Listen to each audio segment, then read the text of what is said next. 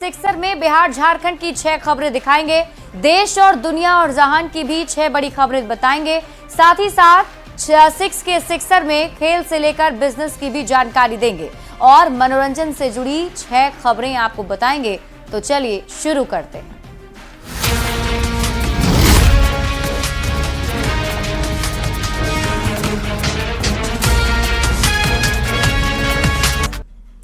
और सबसे पहले आपको पटना से बड़ी खबर बताते हैं। रिशु यादव हत्याकांड में एक गिरफ्तारी हुई है। एक नामजद आरोपी को गिरफ्तार किया गया है। गिरफ्तार आरोपी नाबालिग है। पूछताछ के बाद बाल सुधार गृह उसे भेज दिया गया है। परिजनों ने 6 लोगों पर हत्या का केस दर्ज कराया है। सभी बर्थडे पार्टी में रिशु के साथ मौजूद थे। बर्थडे पार्टी के दौरान गोली चलने से रिशु की मौत हुई थी। एसके पुरी थाना क्षेत्र की घटना है और इस पूरे मामले में एक गिरफ्तारी हुई है। पुलिस की टीम ने जिसे गिरफ्तार किया है वो नाबालिग बताया जा रहा है, जिससे पूछताछ के बाद बाल सुधार गृह भेज दिया गया है। जानकारी के मुताबिक बर्थडे पार्टी में ये भी मौजूद था। लगातार 9 दिनों से बीपीएससी परीक्षा को दोबारा कराने की मांग को लेकर गर्दनीबाग में छात्र आंदोलन कर रहे हैं। कल छात्रों ने बीपीएससी का घेराव किया था और छात्रों पर लाठीचार्ज भी हुई थी। छात्रों की मांग है कि जिस तरह से बीपीएससी की परीक्षा हुई और उसमें धांधली की बातें आई हैं, उसके बाद बीपीएससी को पूरी परीक्षा रद्द करनी चाहिए। देखिए सर, इस 17वीं बीपीएससी में बहुत बड़े पैमाने पर घोटाला हुआ है और हमारे साथी और हम लोग यहाँ पे आज 9 दिन से आमरण अनशन पर थे। ना हमारी बात सरकार सुन रही है, ना आयोग सुन रही है। तो आखिर हम लोग क्या करें? हम लोग रात में शांतिपूर्वक, मतलब हमारे साथी शांतिपूर्वक रात में गए थे। आयोग का घेराव करने के लिए हाथ जोड़ के गए थे। वहाँ पे हमारे साथियों को लाठी डंडा से मारा गया। देखिए, सरकार अगर नहीं सुन रही है तो सरकार और आयोग की मिली भगत है। वो लोग आपस में सीट शेयर कर चुके हैं। रात में 2 बजे जिस तरह से यहाँ रोहित सर को किडनैप करके ले जाया गया है, आप बताइए, डिटेंशन ऐसे होता है कि आदमी जा रहा है उसको आप धकेल दोगे गाड़ी में? क्या कोई शिक्षक आतंकवादी होता है? और हम पहले दिन ही आपके माध्यम से सरकार को बोले थे कि आंदोलन को बड़ा होने से पहले हमारी मांग मान लीजिए। अब तो आपको हमारी मांग माननी ही पड़ेगी। बीपीएससी अभ्यर्थियों पर हुए लाठीचार्ज मामले पर परिवहन मंत्री शीला मंडल ने भी बयान दिया है। शीला मंडल ने कहा, विपक्ष का काम सवाल करना है, लेकिन हमारी सरकार इस मुद्दे पर जांच कर रही है और जहां जहां पता चल रहा है वहां वहां कार्रवाई की गई है। कौन ऐसे विपक्ष में है तो उनका काम ही है वो सब करना है, लेकिन आप जान लीजिए कि आज जो ये सब तो जो हो रहा है उसमें जांच का विषय है और ऐसा नहीं है कि हमारे सरकार इस पर तत्पर नहीं है। जो उस तरह का जहां जांच के में जो पता चलेगा तो उस पर एक्शन लिया जाएगा। गिरिराज सिंह ने लालू प्रसाद यादव पर तंज कसा है और कहा है कि लालू प्रसाद को संयुक्त राष्ट्र रत्न मिले, उन्हें भारत रत्न नहीं संयुक्त राष्ट्र रत्न मिले। साथ ही उन्होंने ये भी कहा कि लालू प्रसाद को घोटालों के लिए इंटरनेशनल अवार्ड मिले। जय जय श्री राम। लालू जी जिंदगी भर ऐसा काम किए हैं, उनको भारत रत्न से नहीं पूरा होगा, उनको विश्व रत्न का मिलना चाहिए। क्योंकि चारा घोटाला, रेल घोटाला, तो इसका भी तो कुछ होना चाहिए। विपक्ष को पूछिए कि आपको यूएनओ से मिलेगा, क्योंकि आपने भ्रष्टाचार की महिमा मंडित किया है लालू जी। इसलिए इनको तो देश का रत्न नहीं मिल सकता, इनको संयुक्त राष्ट्र संघ का रत्न मिलना चाहिए। अब लालू प्रसाद को लेकर गिरिराज सिंह के बयान पर सियासत भी गर्मा गई। आरजेडी का कहना है कि गिरिराज सिंह को भी दंगल रत्न देना चाहिए, तो वहीं जेडीयू ने गिरिराज सिंह के बयान का समर्थन करते हुए कहा है कि लालू प्रसाद भ्रष्टाचार के प्रतीक बन गए। बीजेपी क्विंटल के भाव से रत्न बांट रही है देश में। लगता है बीजेपी पखवाड़ा मना रही है रत्न बांटने का। कल नीतीश कुमार जी को भारत रत्न दे रही थी, पटनायक जी को दे रही थी, और आज एक अशोभनीय रत्न गरीबों के मसीहा लालू प्रसाद यादव जी के लिए भी ये टीका टिक्की वाले मंत्री गिरिराज सिंह बोल रहे हैं देना चाहिए। गिरिराज सिंह जी तो खुद दंगई मंत्री है, क्यों नहीं एक दंगई रत्न गिरिराज सिंह को दे दिया जाए, इनको सम्मानित किया जाए दंगई रत्न से। यह बात सर्वविदित है कि लालू प्रसाद यादव जी पर कोई भ्रष्टाचार के आरोप सिर्फ लगे नहीं है, बल्कि साबित भी हुए हैं। इस वजह से सलाखों के पीछे उन्हें जाना पड़ा। सजायाफ्ता हैं, चुनावी प्रक्रिया से बाहर जा चुके हैं, ऐसे भी राष्ट्रीय जनता दल भ्रष्टाचार की प्रतीक रही है। प्रगति यात्रा के दौरान सीतामढ़ी में मुख्यमंत्री नीतीश कुमार ने रीगा चीनी मिल का उद्घाटन कर दिया है। रीगा चीनी मिल को शुरू करने की कई सालों से मांग हो रही थी। केंद्रीय गृह मंत्री अमित शाह ने लोकसभा चुनाव के दौरान इसे फिर से शुरू करने का वादा भी किया था और अब मिल के उद्घाटन से कई जिले के किसानों में काफी खुशी भी है। मिल के उद्घाटन के बाद से नीतीश कुमार ने मनियारी गांव में करोड़ों रुपए की योजनाओं की सौगात भी दी और इसके बाद उन्होंने विकास कार्यों का जायजा भी लिया।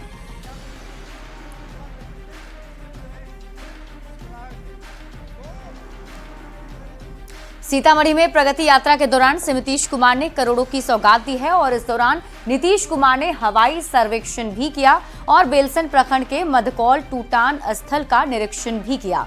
बता दें कि नीतीश कुमार ने अपनी प्रगति यात्रा के दौरान 4 साल से बंद रीगा चीनी मिल का उद्घाटन भी किया है।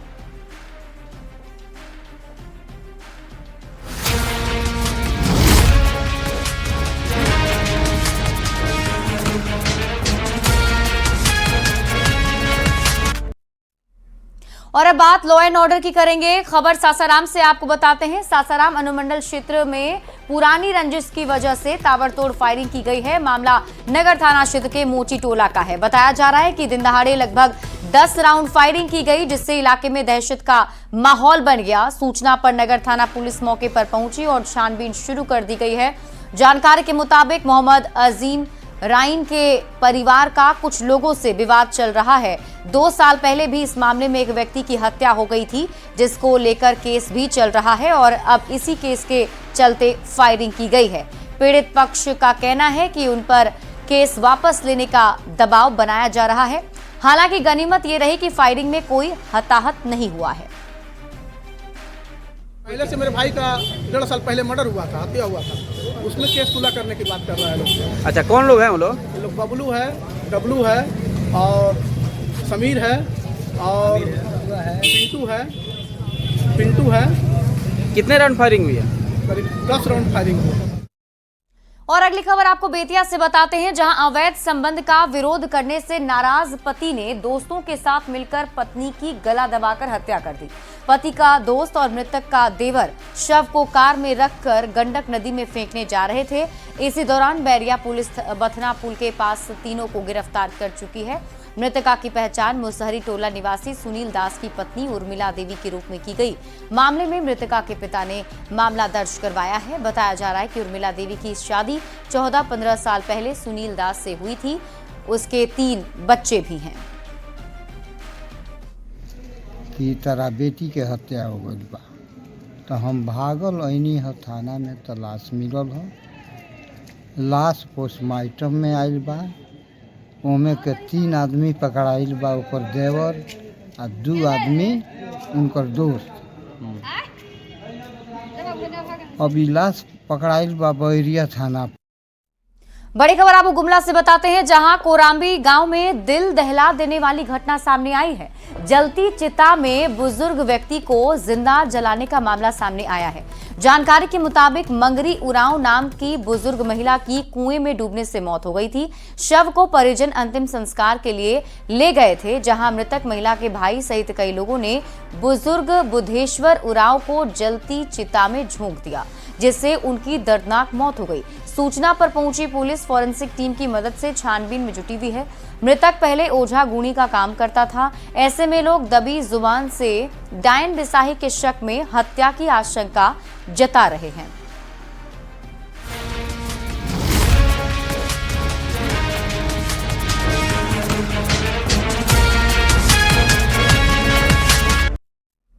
और अब बात देश विदेश की करेंगे। रांची पहुंचे रघुवर दास का जोरदार स्वागत किया गया है।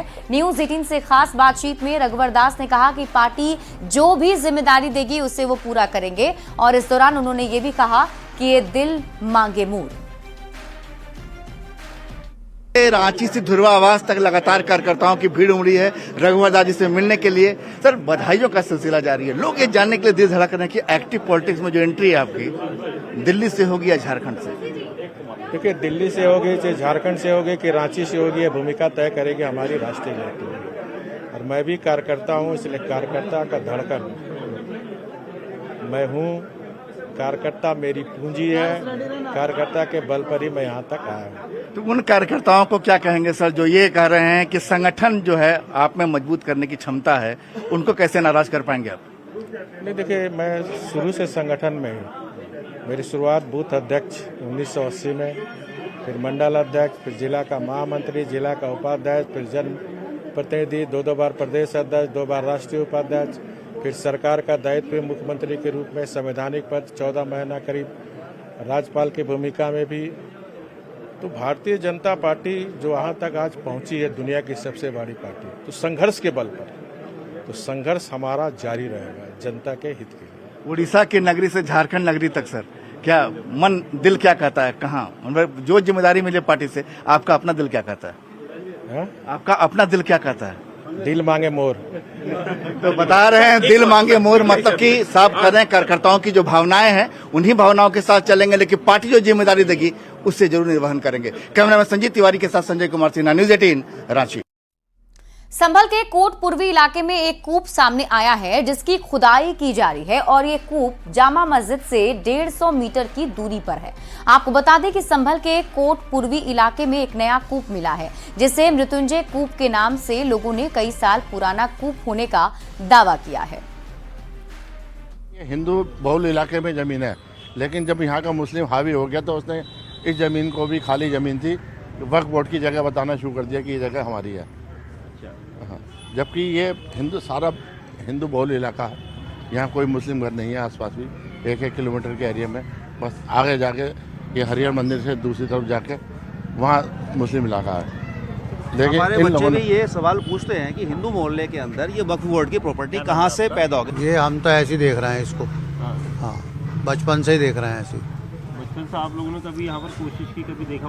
हाँ, कोशिश का, यहाँ पुलिस वो नहीं करने देती, मुसलमान लोग आ जाते हैं यहाँ पर। तो संभल में मिली 150 साल पुरानी बावड़ी का सर्वे भी जारी है और खुदाई में लगातार सनातन के सबूत मिलते जा रहे हैं। प्रशासन और एएसआई की टीम बावड़ी की एक-एक ईंट का निरीक्षण कर रही है जिससे बावड़ी के इतिहास को सबके सामने लाया जा सके। वहीं खुदाई में मिली बावड़ी का संबंध सम्राट पृथ्वीराज चौहान से है।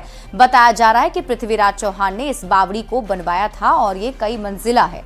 इलाके के लोगों के मुताबिक उन्होंने 5 मंजिल तक पहले इसे देखा था, लेकिन अब ये 2 मंजिल तक रह गई है। और मेरी सगरे वर्कर लगे हुए हैं कार्य में, और कार्य की प्रयास ये चली कि हम सफल बन के चले। अच्छा, कितनी खुदाई का कौन सा दिन है? खुदाई का आज 6ठा दिन है। कितनी लेबर लगाई? लेबर कम से कम यहाँ हमारी 25 आदमी लगे हुए, समझे, और हमें उम्मीद है कि हम सफलता पाएंगे। हाल ही में आरएसएस प्रमुख मोहन भागवत ने मंदिर और मस्जिद विवाद पर बयान दिया था, लेकिन अब आरएसएस से जुड़ी पत्रिका ऑर्गेनाइजर में भगवान भागवत के बयान के ठीक विपरीत लेख लिखा गया है जिसमें सोमनाथ से लेकर संभल तक का जिक्र है। लेख में दावा किया गया कि विवादित स्थलों का वास्तविक इतिहास जानना जरूरी है। पत्रिका ने संभल मस्जिद विवाद पर एक कवर स्टोरी प्रकाशित की जिसमें दावा किया गया है कि कैसे संभल में शाही जामा मस्जिद के स्थान पर एक मंदिर मौजूद था। इसमें संभल के सांप्रदायिक इतिहास का भी वर्णन किया गया है।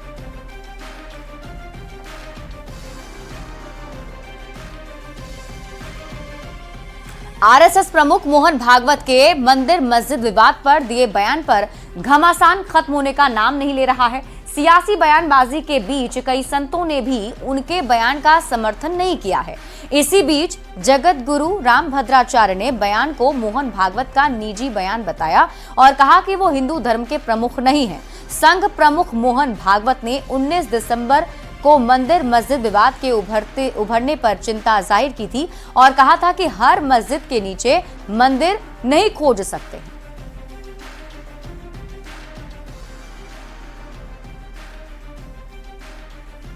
एकत्र होना चाहिए, पर अपनी ऐतिहासिक संपत्ति थोड़ी किसी को दे देनी चाहिए। ये मोहन भागवत का व्यक्तिगत बयान हो सकता है, ये सबका बयान नहीं है। वो किसी एक संगठन के प्रमुख हो सकते हैं, हिंदू धर्म के प्रमुख वो नहीं है कि उनकी बात हम मानते रहें। वो हमारे अनुशासक नहीं हैं, हम उनके अनुशासक हैं।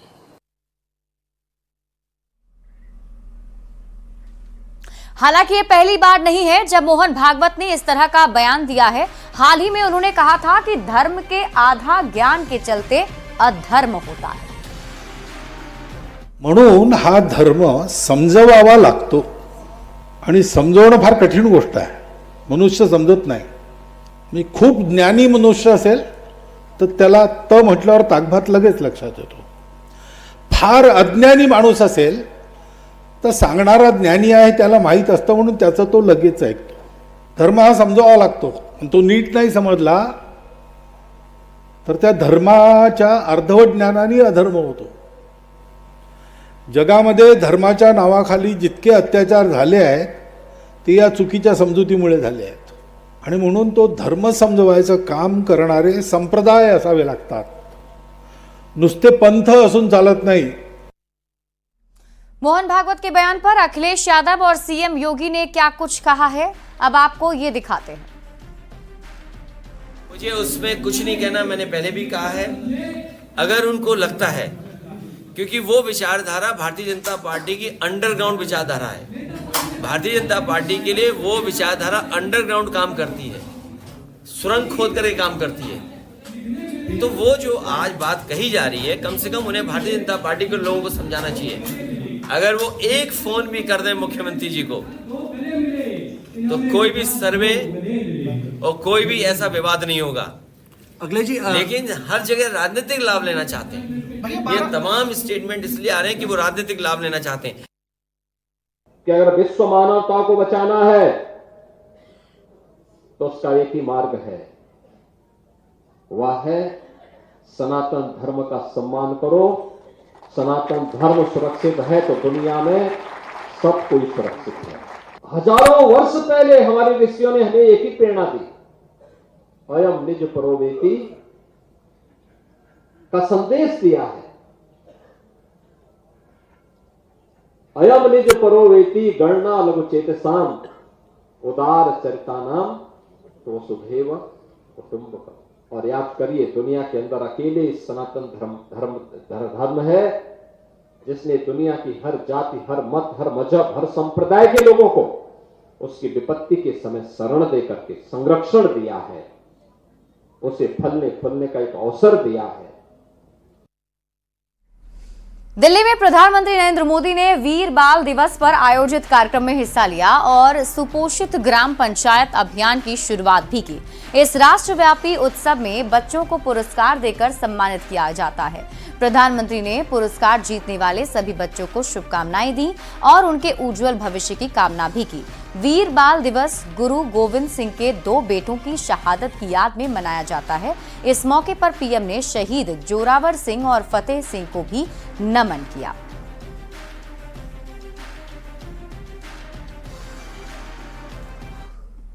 हमारे गुरुओं के चरणों में, वीर साहबजादों के चरणों में श्रद्धापूर्वक नमन करता हूं। मैं अवार्ड जीतने वाले सभी बच्चों को भी बधाई देता हूं। वीर बाल दिवस का ये दिन हमें ये सिखाता है कि चाहे कितनी भी विकट स्थितियां आए, कितना भी विपरीत समय क्यों न हो, देश और देश हित से बड़ा कुछ नहीं होता। और अब बात ठंड की करेंगे। पहाड़ों पर जबरदस्त बर्फबारी हो रही है जिसकी वजह से वादियों में हर तरफ सफेदी नजर आ रही है। नया साल बेहद नजदीक है और ऐसे में सैकड़ों सैलानी पहाड़ों में बर्फबारी का लुत्फ उठा रहे हैं। उत्तराखंड के उत्तरकाशी औली में जोरदार बर्फबारी हुई तो वहीं हिमाचल प्रदेश और जम्मू कश्मीर की वादियां भी बर्फ से सफेद हैं। और फिलहाल इस बुलेटिन में अभी के लिए बस इतना ही। आप देखते रहिए न्यूज़ 18 बिहार।